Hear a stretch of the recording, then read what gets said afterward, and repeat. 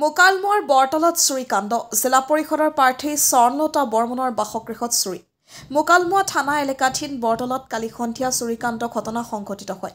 বৰক্ষেত্ৰী 10 নং মোকালমোৱা জাগাৰা জিলা পৰিষদৰ CPIMৰ মনোনীত প্ৰাৰ্থী স্বৰ্ণলতা বৰ্মনৰ বাসগৃহত সংঘটিত হয় চুৰিকাণ্ড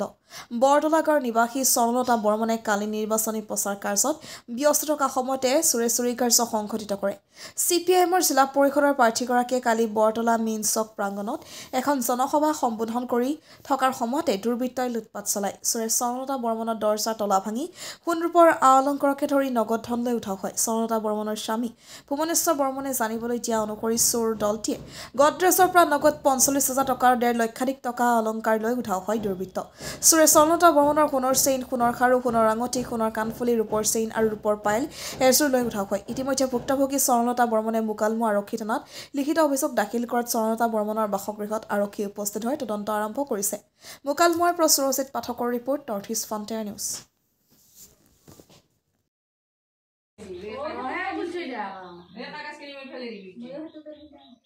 হয় আমাৰ ঘৰত কালি সন্ধিয়া প্ৰায় 7:30-8টাৰ ভিতৰত হৈছে আৰু কালি আমি এখন জনসভা আছিল আমাৰ নিৰ্বাচনী জনসভা CPIMৰ এই CPIMৰ আমি ব্যস্ত আছিলোঁ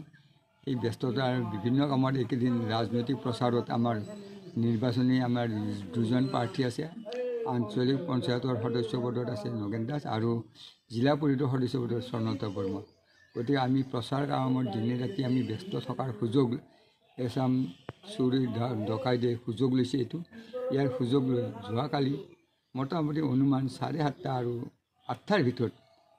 মোৰ ঘৰত সোমাই তলা ভাঙি মোটামুটি 45,000 টকা আৰু সোণাখিনি লৈ গৈছে ইয়াৰ ফলত আমাৰ পিছত খবৰ দিয়া হৈছে পুলিচো আহিছে পুলিচ আহি তদন্ত কৰিছে আৰু আজিও আহিম বুলি কৈছে গতিকে আজি আমি এই সময়ত যি অসামাজিক এইবাৰ চুৰ লিপ্ত হৈছে বা আমাৰ অঞ্চলত এনেকুৱা হোৱা নাছিল গতিকে আজি সম্পূৰ্ণ আজি এচাম চুৰি ডকাইতৰ সৃষ্টি হৈছে গাঁৱে গাঁৱে এইখিনি যাতে আমি সচেতন ৰাইজে আমি ইয়াক বাধা দিব পাৰোঁ তাৰ কাৰণে প্ৰশাসন গণতান্ত্ৰিক ৰাইজ সকলোৱে মিলি আমি ৰাইজে ইয়াক বাধা দিব লাগিব নহ'লে আগত দিনত এই ভয়াৱহ কাৰো নিৰাপত্তা নাথাকিব কাৰণ চুৰি ডকাইত লিপ্ত হ'লে সমূহত ধৰাবলৈ তাৰ জীৱনৰ মাৰাৰো ভাবুকি আছে গতিকে এই ক্ষেত্ৰত আমি প্ৰশাসনকো আৰু ৰাইজকো সচেতন হৈ থকাৰ কাৰণে সহযোগ কৰাৰ কাৰণে